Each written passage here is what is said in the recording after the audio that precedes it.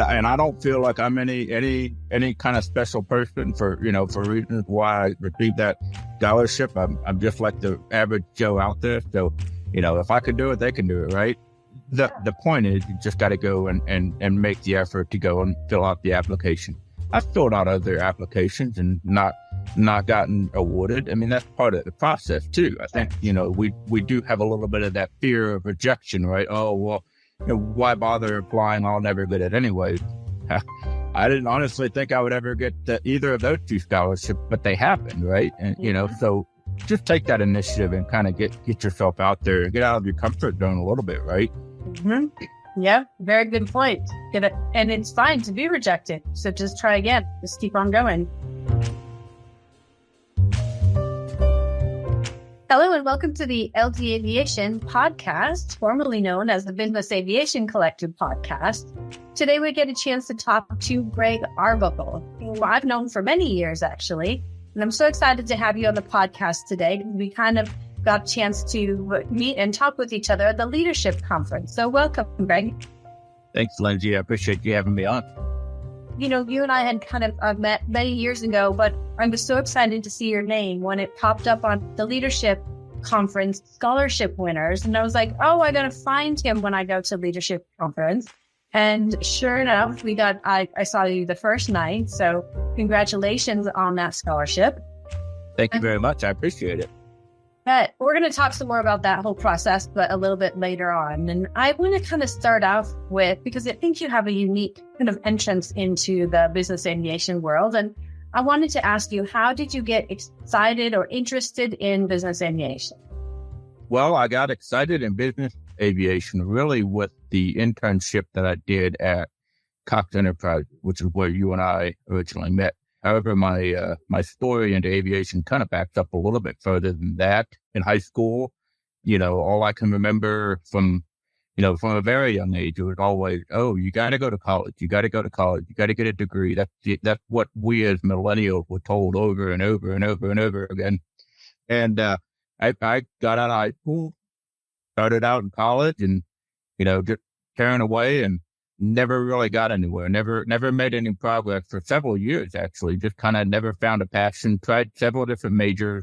Never really found anything that clicked. And then around my mid-20s, I had, kind of given up on the college aspect, working who knows how many different kinds of jobs, and it wasn't really going anywhere. And one day happened to be talking to a friend of mine, a close friend of mine, about what he was doing. And he was working as an aircraft mechanic for, I believe it was for Lockheed Martin. And that's a big company down here in Atlanta. But besides the point, he was telling me how much he loved his job and so on and so forth. Well, it kind of, a light bulb went off in my head. When I was little, I always wanted to fly airplanes. That was kind of, a dream of mine as a child. However, as I got older, one of the things that, Lindsay, you're aware, but the listeners don't know, I am actually hearing impaired, and I was born that way. I wear hearing aids. I have since I was a baby. And so that put a lot of limitations on being able to fly, which, of course, for that dream kind of tapered off somewhere along the way. And then so this light bulb goes off, talking to this friend of mine, kind of piqued my interest. Well, if I can't fly him, well, maybe I can work on him. That would be kind of fun. So that's kind of where it all started. I got enrolled in an AMP school and went to school, got my license. And while I was there at that school, is actually where I was first introduced to corporate aviation. Steve King, who was the director of maintenance of Cox Enterprises at the time, came in to our school and talked to everybody and told everybody about the intern program that they offered every summer, that you can apply for it and go through the interview process. And so, of course, wanting something to put on my resume, I said, okay, well, let me try and see. Mm-hmm. I had no idea what I was getting myself into at that time. But, prior to that, it was just, I was in school, I was going to get my AMP, I was going to go work with Delta or Lockheed Martin, the big companies that I knew about and that I had connections with there in the airline world. And that was my plan. Fast forward, I happened to be fortunate to get the internship with Cox, and I got to meet all of the guys there in their flight department. I got the chance to meet you. And so it was such an awesome experience getting to see that side of aviation, being in corporate aviation. And honestly, that internship is what led me to business aviation and where I'm at today. That is so cool. And I know that was probably Steve's original goal in setting up that whole internship. Because if I'm not mistaken, for Cox, Steve was the main person for setting that up. I do not recall if we had any like scheduling internships. It was always in the maintenance department. So that was a really cool program. And if I'm not mistaken, it is still going on. They're still working or doing internships. Yes, they still do. As a matter of fact, I think they're working on getting the next 2 interns lined up for the summer. They may actually already have them lined up. I'm not entirely sure. I've actually been away from the hangar for the last week and a half doing some training. But yes, that is true. It's going on. We still have kids that come in every summer. They come in and they work with us and they get exposed to the business aviation side of maintenance. We even, for a while, were doing internships for pilots and attempted to do internships for dispatchers as well. But I don't know if they ever actually got anybody that was there and actually doing the dispatch internship, or if it just never panned out. Maybe not enough interest, or just didn't get the word out enough.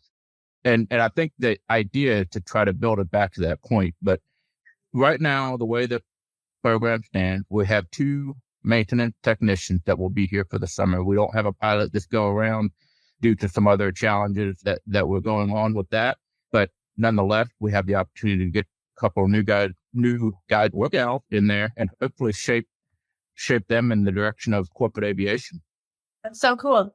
Because, really Cox for me was probably my very first real experience into the Part 91 scheduling world as well.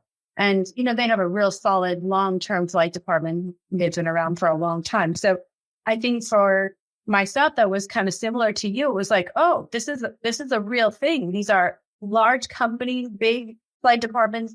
And it also, I believe it kind of changed the trajectory of my whole career. Absolutely. Very cool. Okay. So you went in and you did the internship. That was like, okay, now I know where I want to go. I'm assuming this school was kind of exciting compared to the college you were doing. Like you enjoyed it. Yes, it was a lot more engaging at that point. This is kind of funny. Some of the parents out there might get a kick out of this, but at that point in time, and now I'm in my mid-20s, I'm paying for school. It's no longer, my parents helping me along the way. So I had to find ways to finance it. So I was actually very much invested in how I did at that school. And that was really good and very key for me to being successful and having the success that I had there at that time. So yes, it was very much grabbing my attention. Yes, I was invested, and it was definitely, one thing that they say over and over again in A&P school is this is really just your ticket to learn. And so they really opened up the idea of, hey, I'm going to get this license, but, I'm not really going to know a whole lot. I'm just going to have to go out there and start working and get this hands-on experience. And that was something that also was modeled at the internship at Cox. Those guys were very influential in the way that I approached things after I left school, after I left the intern program and went and worked in the field. My goal was to just absorb as much knowledge as I could and everything that I was doing to just make myself a more well-rounded technician, as well as also just a good knowledge base for all of the different things that are going on inside of these aircraft. That's a really good point. Yeah. These certificates are not the end all be all. And I would argue that that's probably for pilots as well as schedulers, dispatchers as well. Very true. So just continuous learning. Absolutely. And this was 12 years ago while I was doing the internship program. So I've been in aviation for 12 years. Now there's going to be some people out there, oh, you're just getting started. You're a rookie. Yeah, that's true. I have a long way to go, but I've learned a lot. And every single day I'm learning constantly, and I really enjoy it. And I think that's probably the most rewarding, is that it's never stagnant. You're always learning, you're always improving. And so that's really, really a cool thing about aviation maintenance. Yep, I totally agree. Okay, so now you're finished with school, you've done the internship. Then where did you go? Or where did you start working in the field?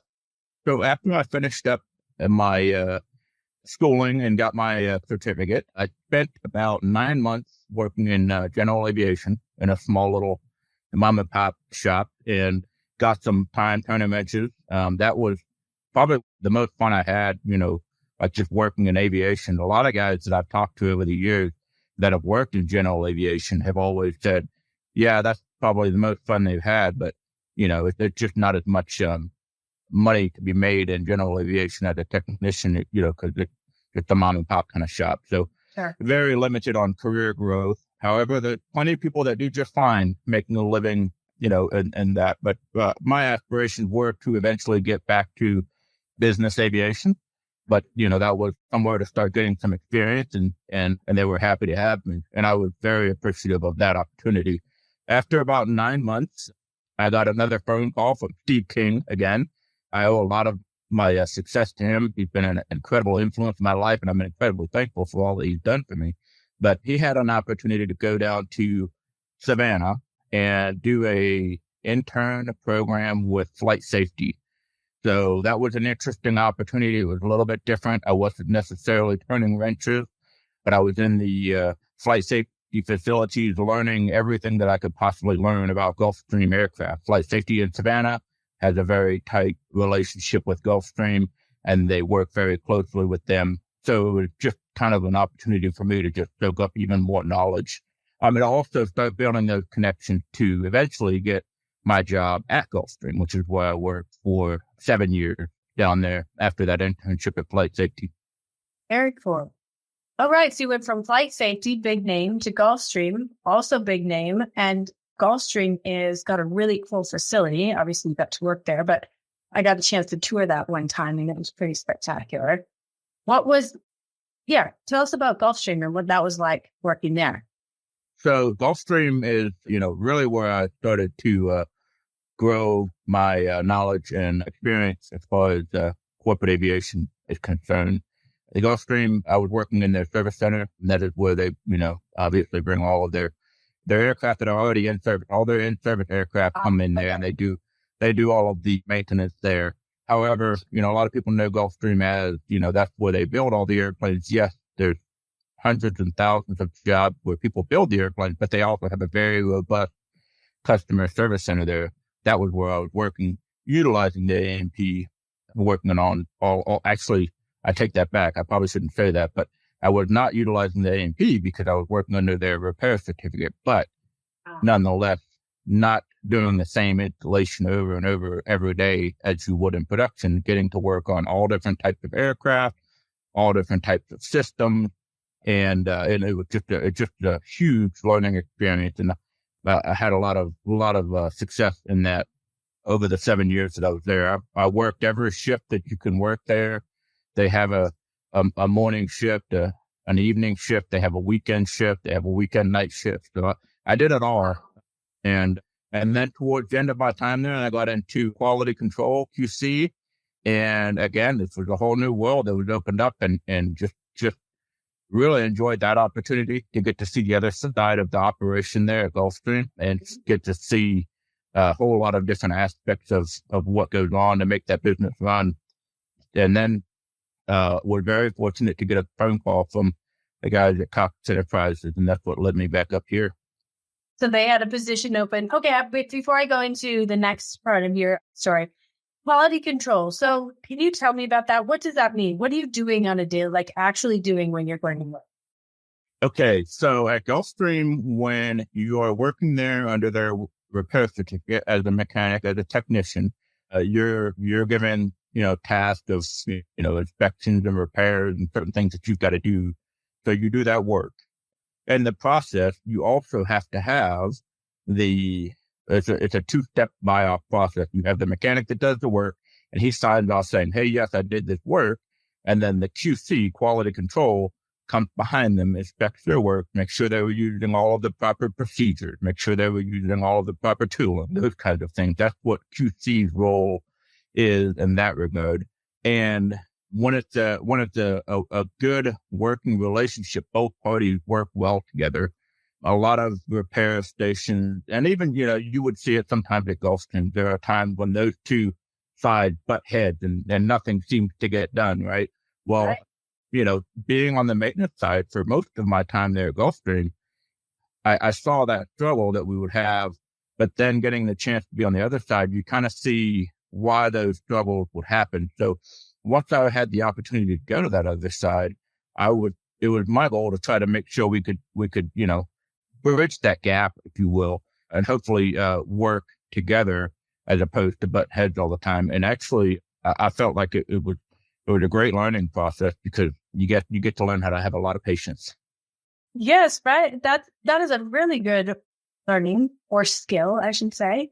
And I think that makes you a really great team member and probably makes it so lots of people want to work with you or lots of people enjoy working with you. Yes.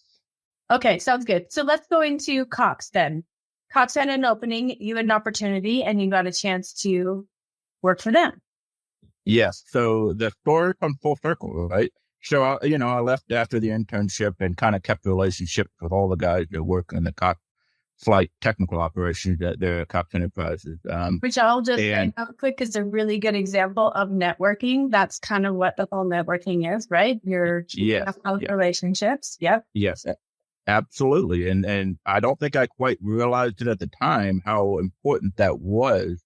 It wasn't really until I got here that I've really started to see how important it's going to be to actually, I started to see it a little bit at Gulfstream as well, but more so when I got here, that it's going to be important to start building some of these relationships and networking and getting out there and getting your name and shaking hands with people. Because a lot of times what happens is, you find yourself in a situation where you're like, oh man, I don't know if I can fix this problem or do this thing or whatever. Oh wait, I remember I met this person somewhere. Maybe they have something that can help me out. And you're absolutely right. That whole networking thing is a big deal. And also, I'll take that even a step further. Not burning bridges, when you leave somewhere is also a really important thing to keep in mind. A lot of people, when they leave somewhere, they just up and leave, and then that bridge is kind of severed, and you can kind of hurt yourself. And so to that point too, as an intern, I was trying to make sure I did my best, was a good worker, a good human as well while I was there with all of the people. So those kinds of things, if you focus on those things, no matter where you go, you'll be able to develop those relationships. And let's say, down the road, if for some reason, Cox Enterprise flight department ends up having to close the doors, then, I've always got great relationships back down there at Gulfstream. I've built other relationships now within business aviation with different people, different conferences, training that I go to. So there are a lot more options out there. Very good point. Yep. Very good point. So how long have you been now with Cox? So I've been with Cox since, it was 21 in October of 21. So almost 2.5 years, right around 2.5 years. I don't know if my math is 100% correct on that, but close to 2.5 years. So the gentleman that we've mentioned a few times, Mr. Steve King, retired. So, and then there was their chief inspector also retired at around the same time. So they had an opening. And then, of course, we're very fortunate to get the phone call and didn't hesitate at that opportunity. Of course, I went through a whole interview process just like everybody else, and was very fortunate that they did still like me enough, from when I was an intern that they wanted to bring me back on. So it's been a phenomenal experience with this group. Nothing but wonderful things to say about them. And it's just been a whole nother almost launch pad for me to keep continuing to grow. Yes. Okay. So that's the next part I want to talk about, the continue to grow. And I know Cox has really always been into allowing everybody to take more classes, etc. You won a scholarship to the leadership conference in Palm Springs in 2024 in January. How did you I want to know, why did you apply for that one? What was the application process? How was it all like? So, that was really just the product of my leadership constantly encouraging me to look for different ways to try to grow and get different opportunities. I had both my direct report manager and his manager sat me down one time and talked about, hey, would you be interested in going back to college? So, those kinds of things that they're just constantly encouraging you and pushing you to try to, better yourself and so on and so forth. And it's something, I had not experienced much of in the past, that kind of support from a leadership team, which was really nice to see. So, they encouraged me. I'm currently enrolled in college, working on that to finish my 4-year degree. And then for that, just that little nudge, I started looking at different opportunities. There's a group here in Georgia, the Georgia Business Aviation, part of the NBAA. I guess they have a lot of different states that have their own organization. GBAA has scholarship opportunities. A couple of years ago, I don't know if it was last year or the year before, I applied for a scholarship to do a SATCOM Aero IT course. Was fortunate to win that one. So those kinds of opportunities are things that I started to look into on top of also being able to go to school and do those kinds of things. So just taking that initiative and having that encouragement from your leadership was just crucial for me. And it just kind of set the example for me and hopefully my coworkers as well to what it means to be that type of leader and, to be a great leader for the next generation. So I've been very fortunate, and I'm trying to take up and soak up all the information that I can from these guys, because as time goes on, they'll want to retire, and, the next generation has to move in, and maybe we'll have some interns that we had in our program a few years back, and now we want to bring them in. So I hope it's a continuing cycle. I really do. And I'm excited for it. That's very cool. So that's how that scholarship opportunity with the NBAA Leadership Conference came up. My degree is aviation management, a Bachelor of Science in aviation management, and I'm working towards the leadership track. And so I want to be able to get the opportunity to get all the different types of experience and exposure to different things. So the leadership conference was a excellent opportunity to do so. And it was on the NBAA website, as well as some other scholarship opportunities that I've applied for there as well. I mean, just happened to get awarded that scholarship. I was thrilled. I got to go to the conference. Of course, several of my coworkers were there as well, and we got to meet up with you again, which was kind of cool. And so, kind of all kind of come full circle. And I will continue to do that. I'll continue to look for different scholarship opportunities and different things that I can get involved with. And I continue to have the support of my leadership team, which is really, really nice. That's super great. Yeah, super great. And I think it's worth mentioning again, there's scholarships out there. You just have to, like you're doing, go out and find them. You've already found GBAA, you've found leadership, MBAA one. I just wish I could encourage everybody to go out and do just what you're doing and looking and seeing what opportunities are out there. Absolutely. And I don't feel like I'm any kind of special person for reasons why I received that scholarship. I'm just like the average Joe out there. So, if I could do it, they can do it, right? The point is you just got to go and make the effort to go and fill out the application. I've filled out other applications and not gotten awarded. I mean, that's part of the process too. I think, we do have a little bit of that fear of rejection, right? Oh, well, why bother applying? I'll never get it anyway. I didn't honestly think I would ever get either of those two scholarships, but they happened, right? And, so just take that initiative and kind of get yourself out there and get out of your comfort zone a little bit, right? Mm-hmm. Yeah, very good point. Get it. And it's fine to be rejected. So just try again. Just keep on going. Yep. You mentioned to me a little bit prior to us starting to record that you're passionate about helping the next generation. And you're still young, but I think that's really cool. And I think you have super great opportunity to do that going forward. Did you want to talk about your passion at all about doing that? You said several things to me before. Yes. So one of my passions is how do we get this next generation exposed to the idea of maintenance in the corporate world? We're doing it at our company, having interns come in. That's a small piece to the puzzle. But so my goal over the next couple of years is going to be starting to make these kinds of connections through the conferences that I go to, the classes that I go to, and start putting some feelers out there. What are some ways that I can kind of get tied into different groups and different organizations to start maybe having a little bit more of an impact in that world? So that's kind of on the list of what my goals are as far as that. It's kind of a passion for me. Obviously, I shared the story about how I got into business aviation.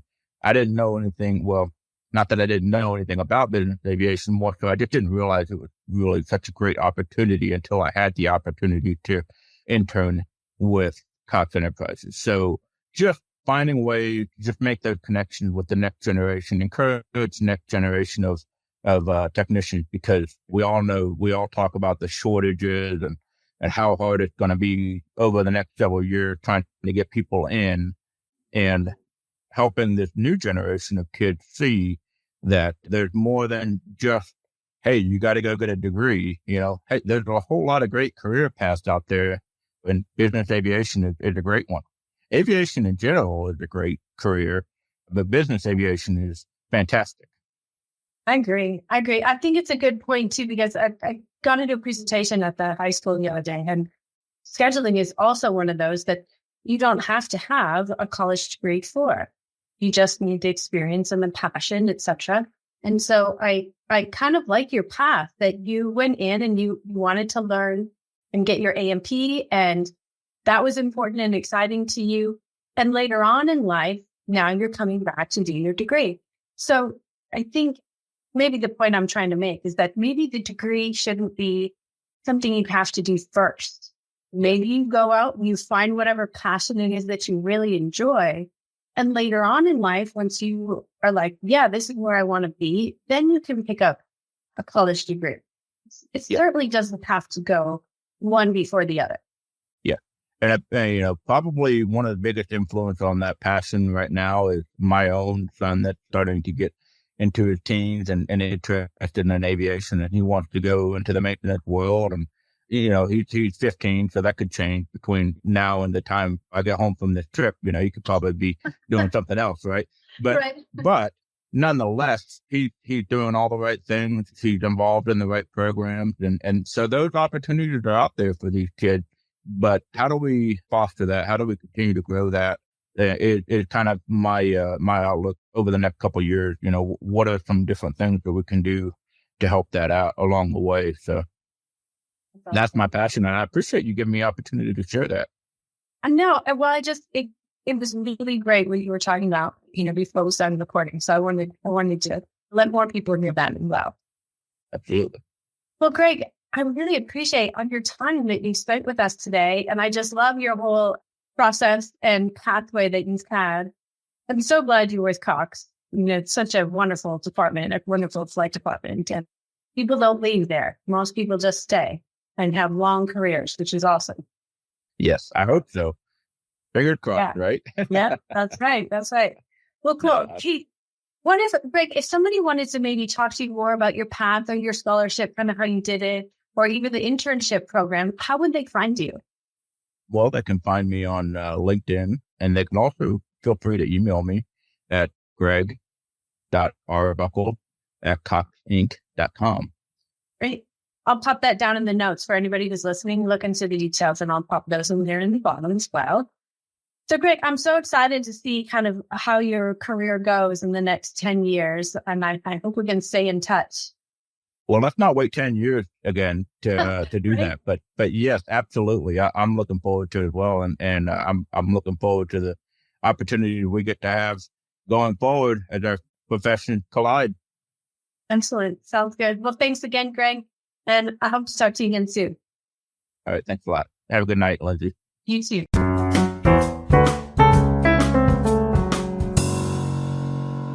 Thank you for listening. Please stay tuned for more episodes and check out our website for up-and-coming podcasts. This has been a production of the Business Aviation Collective, sponsored by LD Aviation.